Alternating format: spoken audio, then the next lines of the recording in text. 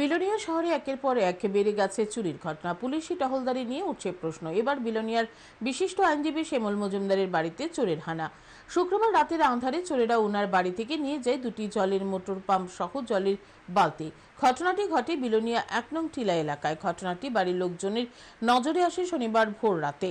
খবর পেয়ে পুলিশ শনিবার ছুটে যায় আইনজীবীর বাড়িতে। সেখানে গিয়ে ঘটনাস্থলে পর্যবেক্ষণ করার পর চুরির মামলা নিয়ে ঘটনার তদন্ত শুরু করেছে পুলিশ। এইদিকে আইনজীবী শ্যামল মজুমদার দক্ষিণ জেলা পুলিশ সুপারের কাছে লিখিত অভিযোগ করে চুরির ঘটনা বন্ধ রোধের দাবি জানান। আইনজীবী শ্যামল মজুমদারের স্ত্রীর ধারণা, হয়তো নেশাখোররা এসব ঘটনায় যুক্ত। ঘটনায় এলাকায় চাঞ্চল্য ছড়িয়েছে। 3:30টার সময় উঠে দেখি জল নাই ভেতরে। তো মোটর স্টার্ট করতে গিয়ে দেখি যে না, নাই, মোটরটা নাই। এরপরে তো সকালবেলা তো আচ্ছা ওইটা জানি না, পরে দেখি আমার ভাড়াটিয়া ঘরের মধ্যে আরেকটা মোটরও নাই, প্লাস বালতি নাই, জুতা নাই, এগুলি এই পর্যন্ত এইটুকু জানি নাই। এটা কার বাড়ি?